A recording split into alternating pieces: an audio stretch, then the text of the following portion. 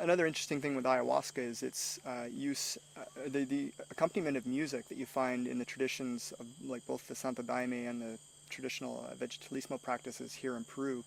It seems to be as much a music therapy as it is a pharmacotherapy, and I think there's a huge potential for research to explore what that healing modality or how the healing happens through music, especially in conjunction with the pharmacotherapy of the MAO inhibitor and the tryptamine compound.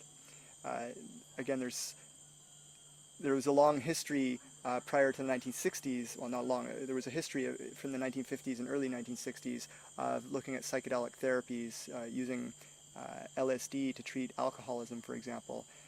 All of that got shut down based not on lack of evidence or efficacy of the treatment, but based on political liabilities that were associated with the illegal street use.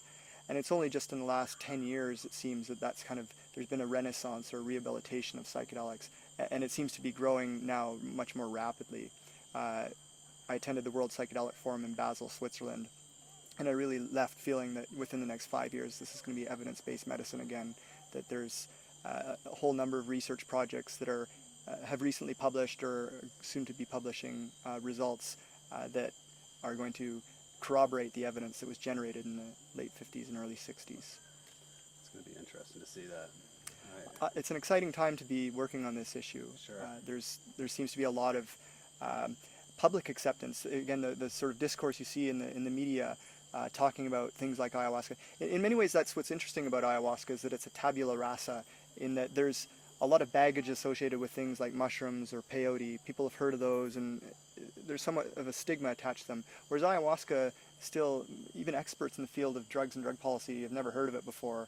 And when you describe the practices that it comes out of, there seems to be a lot of interest and respect for it. It's not immediately sort of tagged as a bad illegal drug, which in many ways is what's so exciting about its it can be the vanguard, I think, of the drug policy reform movement, sort of the thin edge of the wedge of recognizing that plants are not these sort of evil, inherently dangerous substances. It seems absurd that we treat coca leaf as identical to crack cocaine in the eyes of the law, when, again, anybody who looks at the basic pharmacology of cocaine and the sort of practices of chewing coca leaf and the nutritional value of the coca leaf, there's no comparison. Two very distinct things.